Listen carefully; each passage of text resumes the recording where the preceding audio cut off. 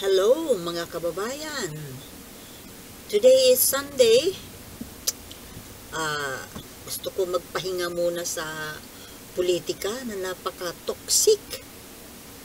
Pero itong pag-uusapan natin, toxic din. Pero at least, showbiz muna tayo. Showbiz marites. Showbiz chismis. Gusto ko pong mag-comment or mag-react doon sa babae na nanahimik ng 15 years. Na after ng 15 years na pananahimik, ay biglang sumulpot. Nag-publicize ng buhay. Hindi ko maintindihan kung ano yung sadya sa pagsulpot. Ito ba ay, pero ang malinaw sa akin is gusto itong gamitin yung connection doon sa sikat na tatay na namayapa na upang makasakay sa barko nung sikat na tatay, dahil gusto ngang papasok nga ng showbiz yung bunga. Ngayon, ito po opinion ko at siguro maraming magagalit sa akin, pero ito po ay opinion ko. Umpisahan po natin sa pakikipagrelasyon. Okay? Ikaw na isang matinong babae, hindi naman estupida, dahil nakapag-aral, dahil ikaw nga ay naging, well, in short, hindi naman ikaw yung probinsya ng tatanga-tanga. Kilala mo yung lalaki. Kilalang kilala. So, alam mo na may asawa ito. Alam mo na may asawa, ay pinatulan mo. Nakipagrelasyon ka at nagpabunga pa. Ngayon, well, hindi ko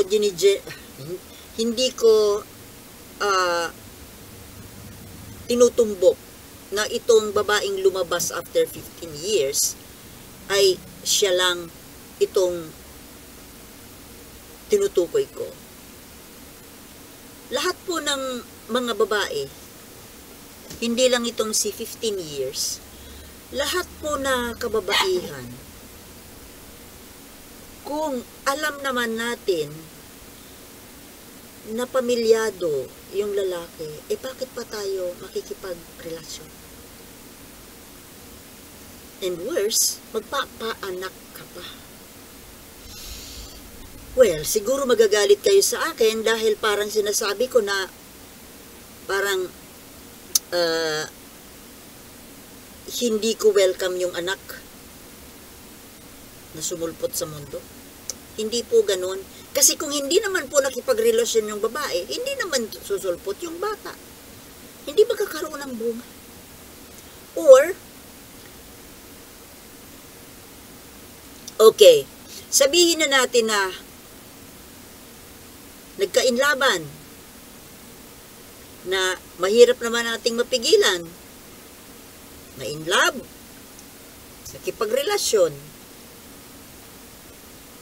Pero sana naman, huwag na sana nagpaanak pa. Kasi, yung pakikipagrelasyon na yan ay pwedeng lilipas din lang. Pwedeng lilipas, init ng katawan. Kasi nga, may asawa yung lalaki. Or hindi lang natin sinasabing yung babae lang kasi may mga lalaki rin nakikipagrelasyon din sa may mga asawang babae. Alam na natin na may asawa, bakit pa natin papatulan? Ang dami-dami naman. there are plenty of fish in the ocean. O ngayon nga, na nawala yung karelasyon na lalaki, after 15 years, after 10 years, di ba nakakilala din naman siya, nag-asawa din naman siya ng iba. Bakit ko po ito sinasabi? Kasi nga po, ang mga ganitong gawain ay nakakagulo. Nakakagulo sa pamilya ng iba, nakakagulo doon sa pamilya nung pinatulan mo, na pamilyado. May nasaktan ka, nasaktan yung asawa, nasaktan yung mga anak, yung pamilya. Yun naman pala after a few years, makakatagpo ka rin naman ng para sa'yo. Magulo. Yung mga ganitong gawain po kasi, nakakagulo. Nakakagulo sa buhay, nakakagulo sa mundo. Di ba may mga kaso pa nga dyan na umaabot pa hanggang patayan eh.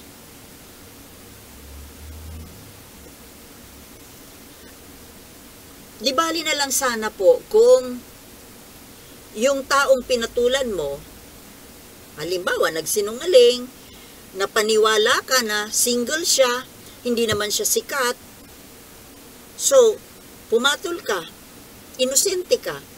Although, kung talagang nag-iisip ka rin naman, bago naging lumalim ang relasyon sana, nag-imbestiga ka. Diba? Nag-imbestiga ka na, ano ba ito? Madali naman pong malaman kung may asawa ang isang tao. Pero dito po sa kaso ng mga tao na sikat, kagaya ni Francis M. Sikat na tao yun. Kaya imposibleng hindi natin malalaman na pamilyado palang tao yun si Francis M. Bakit pa pumatol itong girl na 15 years na nanahimik? Tapos ngayon, biglang lalabas. Biglang aanunsyo na nagkaroon sila ng relasyon, nang mayroon siyang anak. What for? Bakit? Ano ang purpose sa paglantad? Hindi naman siguro kaila na yun doon sa asawa ni Francis M. Tama mo, parang, nga siya sa naging reaction niya ngayon, parang alam na niya dati pa. Yung mga asawa ba naman tayo mga babae, di ba, malakas ang instinct natin, malakas ang pakiramdam natin kapag ang asawa natin ay nagloloko. Ibig sabihin, alam na yung existence, kasi ang sabi nitong babae na lumantad na daw siya, kasi total daw nanahimik naman daw siya, para bang mayroong nagsusuppress sa kanya na i-broadcast niya yung pakikipag-relasyon niya ng pagkakaroon niya ng illicit affair kay Francis M. Nagigets niyo po bang ibig ko sabihin? Marami dyan na magsasabi na masyado naman akong malupit na yan, nangyari na. Yun nga nangyari na. Kaya tanggapin na lang. Kasi nangyari na. Yun po kasi ang isang napapansin ko, nauobserbahan ko sa lipunan natin. Alam nating bawal. Di ba mayroon ng batas? Actually, sa totoo lang, mayroon po tayong batas na bawal pumatol sa may asawa. At may kaso yan. Di ba pag sa lalaki concubinage, adultery pag sa babae? Ano nangyari sa batas na yun? Bakit nangyayari ito? Bakit ba nagkaroon ng batas na ganon? Para proteksyonan ba ang isang pamilya na masira dahil sa pagpasok ng isang alien sa pamilya? Or para na rin maproteksyonan yung pumapasok, maproteksyonan din yung buhay niya, huwag masira. Dahil mayroon ngang, hindi siya kayang panagutan ng lalaki dahil may pananagutan na. Diba? Sino ngayon ang nalalagay sa alanganin? Di ba yung bata? Yung naging bunga? At nagkakaroon pa ng gulo doon sa original na pamilya. Gulo po ang dinadala ng pagpatol ng isang tao sa may asawa na. Hindi man lang inisip nitong babae, itong mga pumapatol sa may asawa. Na yung stress, yung emotional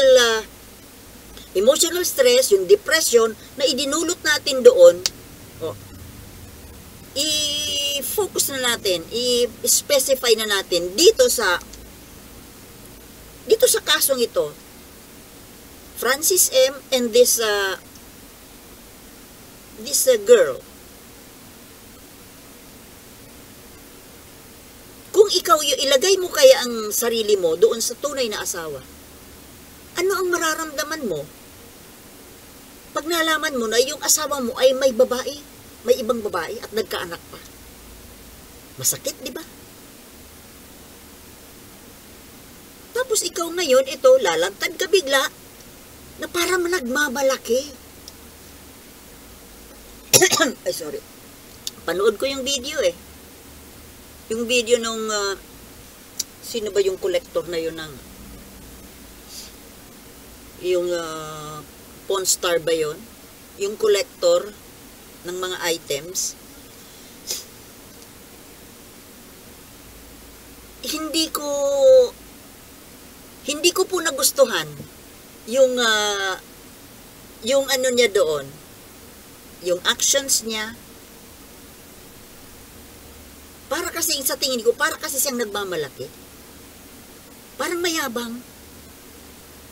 Nayabangan ako sa ano niya. Yung paglantad niya mismo ay hindi na maganda. Dahil parang ipinamumukha niya doon sa pamilya nung yumao na eto kami. Samantalang naglalabing-labing kayo, pagtalikod sa iyo, ako naman ang kalabing-labing.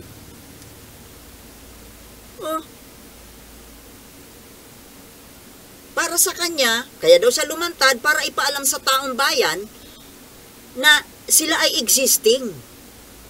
Bakit? Ano naman kung existing kayo?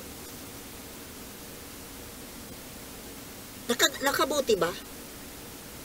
Hindi kaya may mga nangbabash sa inyo? O ako, isa na ako. Hindi po maganda. In bad taste. Kasi, doon sa part nung asawa nung yumao, si Pia Arroyo Magalona. Kung baga, for sure alam niya yung tungkol dito sa babae na ito. Alam yan. Na kumbaga, wala na yung the guy in question, wala na rin naman, pero at least, di ba nakamove on na? Nakamove on na itong wife. At ngayon, sa paglantad na ito, kumbaga sa sugat, nabuksan uli. Yung sugat na naghilom na sana. Hiniwa uli nitong babaeng ito.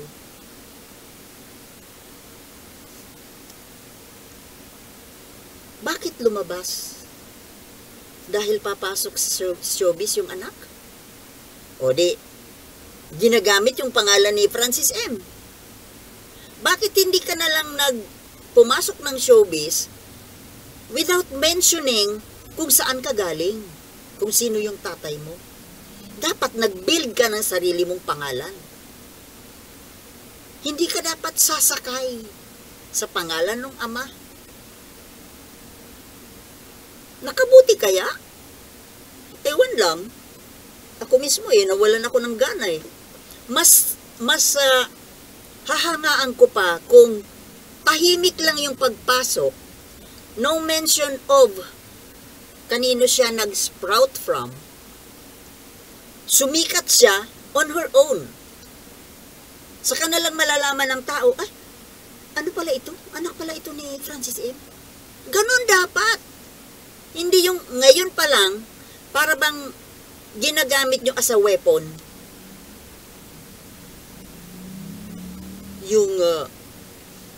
Yung memory, yung the Francis M. that we know.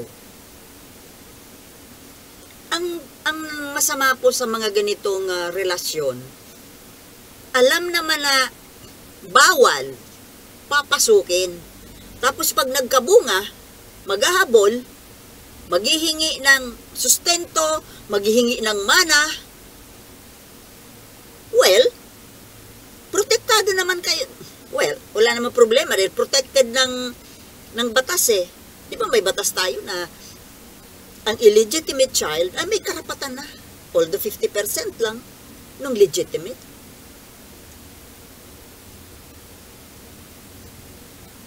Ngayon, na tapos na ang lahat, nandyan na yung bunga, okay na lang. Tanggapin na lang. Kasi nandyan na eh. O di, nawe-weaponize yung bata. Kung bakit kasi, alam naman na may pamilya, magpapabuntis. Tapos hahabol-habol. Wala namang karapatan. Kung tutuusin, during the relationship na wala pang anak, di ba dapat nga dinimanda siya nung babae, nung asawa? Dapat na demanda yan. Nakulong pa sa pakikiapid. Ngayon, dahil tapos na ang lahat, nagkaroon na ng bunga, protected na. Parang mali po. Something is wrong with this law. Pwede naman, di ba, na yung bata nandiyan na, sige, di sustentuhan, pero yung nanay, di. May kaparusahan dapat. Hindi yung basta na lang, okay na. Okay na. Okay lang. Tapos na eh. Ganun lang. Kaya dumadami po. Dumadami ang mga nasisirang pamilya. Dahil dito sa, tayo na rin mismong lipunan, kung paano natin ito nire-receive, ina-accept, tinatanggap. Just like yung nangyayari ngayong panahon, na dati, bawal na bawal po. Isusumpa ka ng magulang mo kapag ikaw ay nabuntis na walang asawa. Dalaga. Pero ngayon, Diyos ko, talagang kultura na po. Dito lang sa barangay namin, tuwing piyesta, may binyagan. Sa 50 bata na bininyagan, 5 lang ang anak ng kasal. Yung 45, illegitimate. I mean, anak ng, what do you call it? Anak sa pagkadalaga. Imagine the ratio. 5:45. Hindi man lang sana dapat baligtad eh. Yung 45 dapat, anak ng mga legally married. Yung 5, baliktad eh. Bakit nangyari to? Kasi nga kinukonsinti natin. Kinukonsinti ng lipunan, kinukonsinti ng gobyerno, ng batas. O ano mga bagong batas ngayon? Lahat ng mga single parent, di ba alam niyo yung batas? Protektado, suportado, may ayuda. Kaya dumadami ang mga nagbubuntis ng mga bata. Dahil dyan sa batas na yan. Batas na nakakasama, hindi nakakatulong. Saan pagkukuhanin ng gobyerno ang iaayuda sa mga ganito? Lumayo ako. Siguro dapat yan isang ibang video yan eh. Balik tayo, tapusin ko lang itong dito sa... Nainis po kasi ako dahil para bang ilagay ko man yung sarili ko doon sa kay Pia. Kumbaga parang matagal ng panahon, matagal nang nangyari. Alam ko yan noon. Alam ko yung pagluluko na yan ng asawa ko. At nasaktan ako. Ngayon, kumbaga naka-move on na ako, naghilom na yung sugat ko, tapos ngayon biglang parang binuksan ulit yung sugat, tapos pinigaan ng kalamansi, nilagyan pa ng asin. Ganun po. Hindi po maganda yung paglantad na ito. Pwede naman lumantad ng kayo-kayo lang na pamilya. Gusto mo ipakilala dun sa mga kapatid niya. Yung bata, gusto mo ipakilala dun sa mga lolo-lola. Pero ibu-broadcast sa buong... Anong gustong palabasin? Pinapalabas mo lang na once upon a time, lumandi ka sa isang lalaki na may asawa. Tapos ngayon, okay lang. Okay ka lang?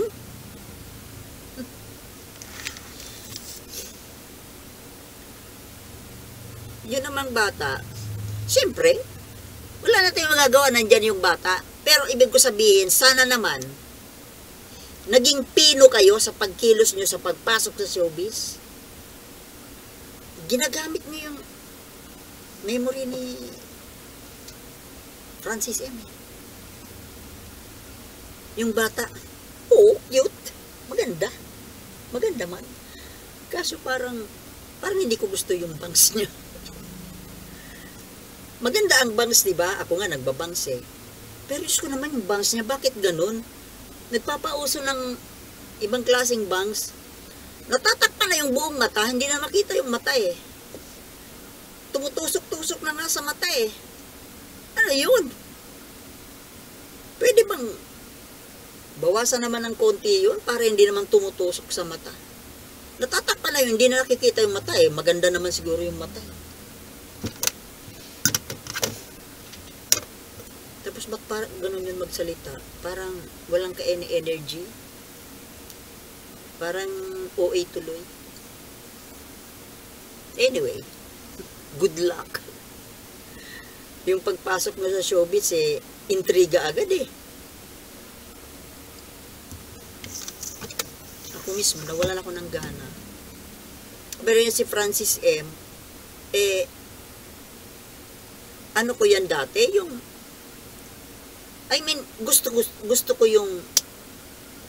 kong tao ito si Francis M. Yung ano niya, paborito ko nga ang kanta niya eh, yung ko lang ko siya ba ang nag-compose, yung Kaleidoscope. Paborito ko yun. Ginamit ko pa yun dati sa aking lesson plan report noong college ako. Actually, mayroon akong kilig memory about Francis M. Ikwento ko nga. Wala naman to eh. Hindi naman to kagaya nung nanahimik ng 15 years.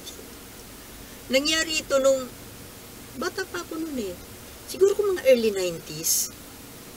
Yung nag-disco kami ng mga kapatid ko saka mga kaibigan doon sa Heartbeat. Yung Heartbeat disco, dyan sa Quezon Avenue. Dito kami sa table. Si Francis naman nandun sa kabilang table doon. May kakausap yung mga ano yata. Yung mga, parang nadi-DJ siya doon eh. Bata pa siya noon, pero kasal na siya. Siguro mga anak nila, mga ano, maliit pa. 90s eh, early 90s, mga 1992 yata, o 93. So, he was across there. Nandun siya, nandito ako. Nagkatinginan kami. Wala lang. Yung ano ko lang, kasi hinahangaan ko siya. Celebrity eh. Tapos, napansin niya ako, no? Malayo yan ha, napansin. Pero kami lang nagkakaalaman na dalawa. Walang nakakaalam doon sa mga kausap niya. Walang nakakaalam dito sa mga kasama ko. Siyempre, busy naman eh. So yun, nagkatingin na kami, alam ko, na-feel ko, assuming naman ako, totoo ito eh. Kumbaga kilig memory lang. Siyempre, kikiligin ka naman, celebrity yun eh, na hinahangaan mo eh. At saka talagang cute siya. Hindi siya yung gwapo na, hindi mo masasabing gwapo, kundi cute. Cute. Parang hindi tumatanda. So, ayun. Alam, siyempre, babae ka, alam mo pag ang isang guy, may ano sa'yo, di ba? Hanggang doon lang naman yun. Hanggang doon lang. Parang, kumindat pa nga siya sa akin, no? Oh, kaya sobra akong kinilig. Humingiti siya sa akin, tapos kumindat. Tapos parang may something na, siguro kung malandi ako na nagpakita ako ng ano, baka nagkaanuhan din kami ng telephone number, nagkapalitan, ganun. Kaya lang, siyempre, parang ano lang, pas lang yun. Na after that night, wala na. Hindi naman kami nagkita na uli. Hindi naman siya umalis sa table niya, hindi ako umalis sa table ko, hindi siya lumapit, hindi ako lumapit. Tinginan lang ganyan. Pero kinilig ako dun, ha. Siyempre, Francis Emini. Medyo idol ko man siya. Kaya siyempre. Yun ang ibig kong sabihin na porke nagpakita sa'yo ng pagkagusto, kumbaga palay, ikaw ay palay. Siya yung manok. Pero, ang literal na palay ay walang magagawa, nandiyan lang, tutukain ka na lang talaga. Ikaw na palay, kaya mong umiwas Kaya mo namang lumayo, kaya mong tumanggi kung gugustuhin mo. Kung malandi ako nun, nilapitan ko yun, kung uso ang selfie, mag-selfie o whatever. Nagpapakita na nga ng, nagpakita ng motibo. Hindi lang talaga, halimbawa kung, dahil nagpakita ng motibo sa'yo, halimbawa ka rin, nagpakita ka rin, oh, okay ako. Baka nagkarelasyon din ako dun. Yun po ang ibig ko sabihin, pwede ka namang umiwas, pwede kang tumanggi. Di ba? Yun ang ibig ko sabihin. Hindi ito 15 years na pananahimik, ha? Ilang taon ba? 93. 2003. Ilang taon na ba yun? 40 years? 30 years? Di ba? Whatever. Sana nanahimik ka na ng tuluyan, no? Hindi lang 15 years. Yun lang po mga kababayan at siguro may nagalit sa akin. Anyway, opinion ko yun. Bakit? Okay? Thank you. Peace.